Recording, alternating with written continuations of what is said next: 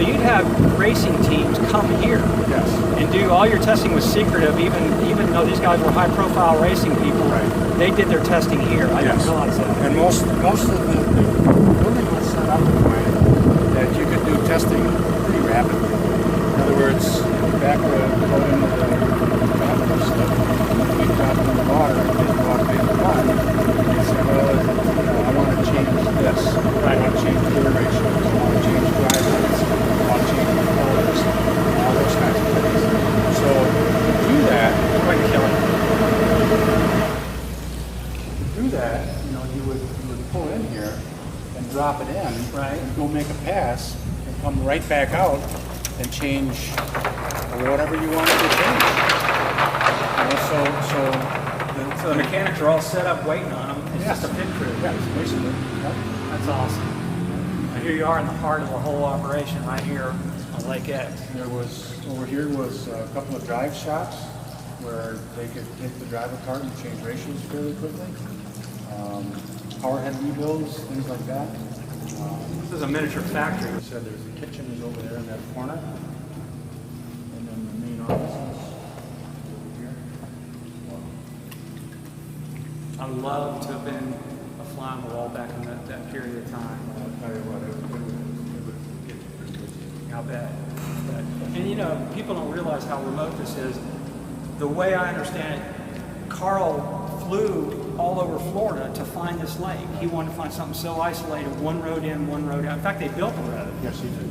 So, And if you notice the road coming in, some of the turns are banked a little bit. Yeah. He did that also. That's his racing background, because he was all about stock cars. He also had a shop over here where he had a mechanic that took care of his cars that he brought down. Ah. So, Yeah, he was a big stock car fanatic, and he won races. Yeah. and he would land they would fly down in the floatplane and land on the lake and just, hold the plane up on the beach and of course later they built the runway. I got you. It was jet powered. But Yeah. everybody used to be on pins and needles when he would get here. I heard he was a hard man to work for.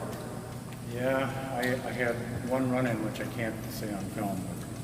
Well, I heard that people were fired multiple times. Oh, sure. He'd fire you and then hire you back the next morning. But, that speaks to his perfection, and how he wanted everything to be the best. He expected the most from his people, and that's why Mercury's are so good.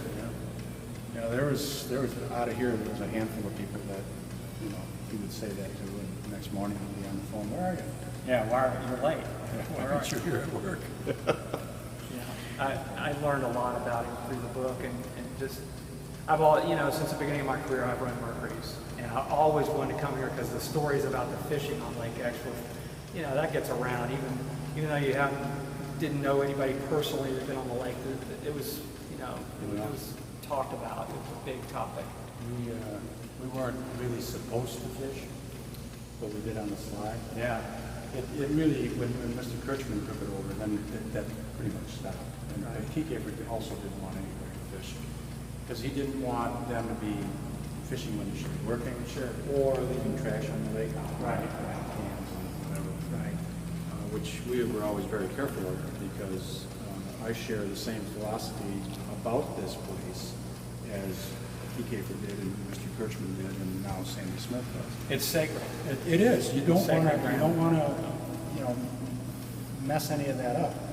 And that's one of the reasons why it is what it is, because it's going to stay like it is. Some things need to. And anything like that. Some things need to. I hope they restore the buildings and the tower and the grounds, and I'd like to see Mercury come back out here. The legend should live on. I agree. But John, thank you so much for the tour. Oh, you're welcome. I'm glad I got to finally put a face to a name.